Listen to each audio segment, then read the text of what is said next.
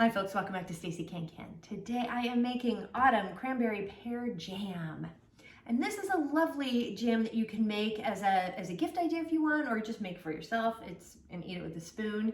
You can also, you have the option of preserving it for shelf stability and using the canner, water bath canning, or you can even just, if you want, if you're going to give it as a gift, you could just pour it into jars and seal them up and stick them in the refrigerator and give them as gift ideas that way if you don't wish to preserve for shelf stability like I like to do. So you can use it as a refrigerator jam. Just a few options. While I go over all this information, go ahead and hit like and subscribe down below. And you can also enjoy my holiday apron. This is my Santa or Mrs. Claus apron. It's seen some wear. I need a new one, but I haven't found one that I like. Moving on. So the ingredients that you need are 3 cups of crushed, cored, and peeled pears. Cannot remember what kind I got because I was looking at a bunch of different varieties and I just don't remember. Let's see, you need 2/3 of a cup of coarsely chopped dried cranberries, 1/4 of a cup of unsweetened apple juice, 1/4 of a cup of bottled lemon juice. Remember, you have to use bottled before the consistent acidic level, which varies so much from fruit to fruit. If you were going to squeeze a lemon, it varies too much from a green all the way to an overly ripe lemon. The sugars and the acidity varies a lot, which is why we use bottled lemon juice.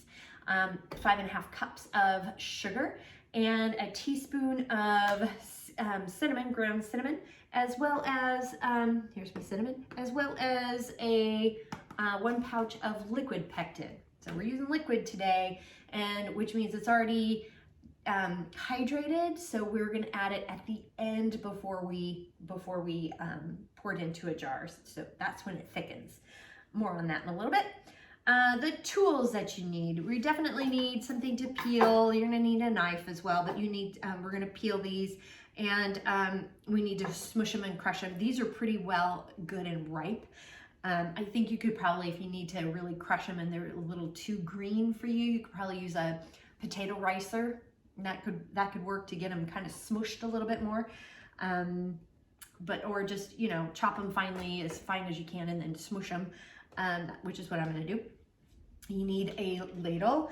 We need that was the lid lifter that fell on the floor because I'm heating the lids. I need a jar lifter, and we need a Headspace tool, which I really like, and also my funnel. We're doing a 1/4 of an inch Headspace today. I am not bubbling today. I don't bubble with jam, and I've talked to various or extension office folks about it. They don't bubble either with jam because it sets up really quickly, and as it's setting up, if you're bubbling while it's setting up, you can actually add a little more air into the jar. So that's kind of why I don't bubble with jam or jelly. In most cases, there are a few that I do bubble, but with this recipe I won't.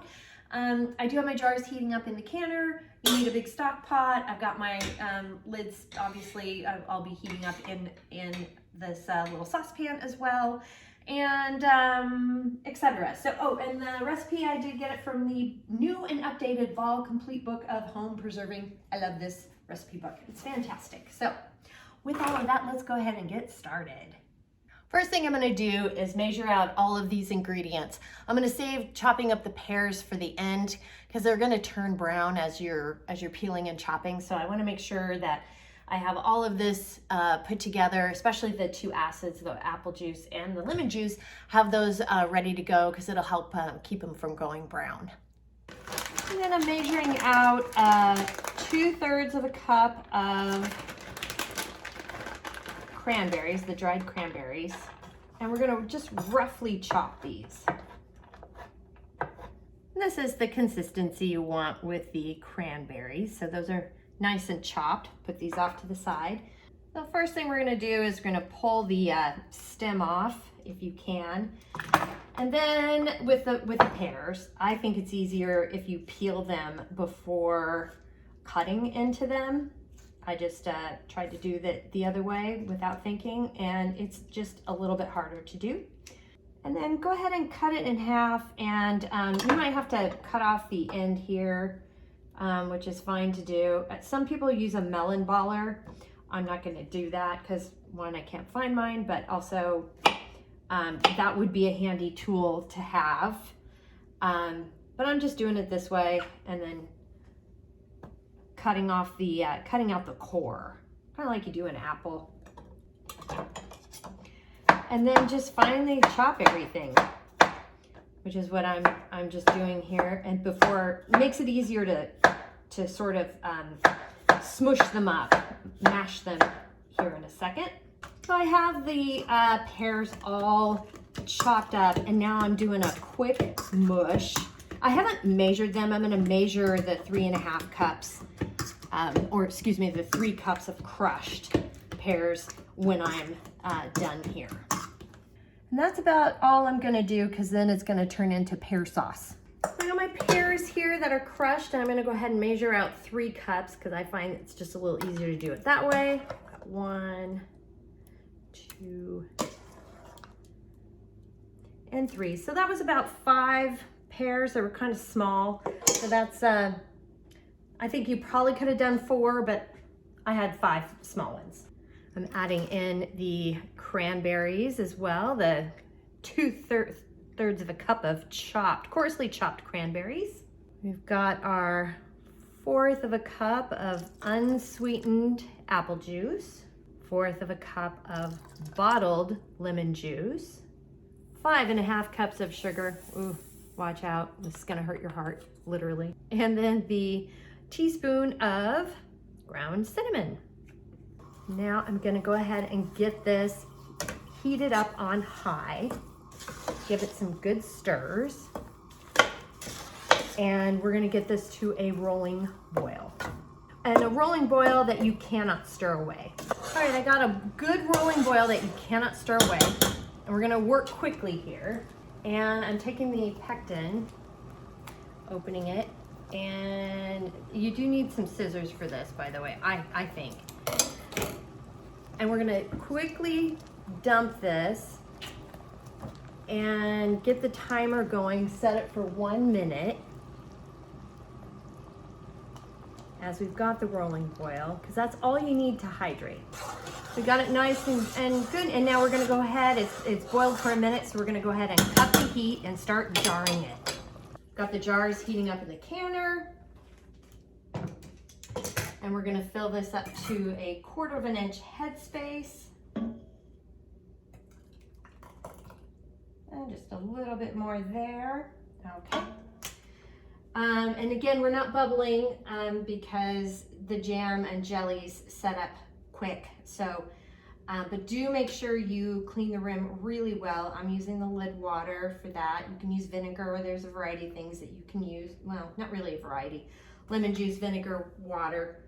And then using my lid lifter, adding our lid, getting our ring in here, and just a fingertip tight, and it's hot, so be careful. And use your jar lifter to just go up and over and into the canner. Do not tip or tilt, and repeat. I got all the jars in the canner, and I've hit the heat up to high. And when it comes to a rolling boil, I'm going to set the timer. I've got a rolling boil going, so I've set the timer for 10 minutes for my altitude. And for more altitude information for your area, just check up here off to the side. The 10-minute timer has gone off, so I'm gonna cut the heat.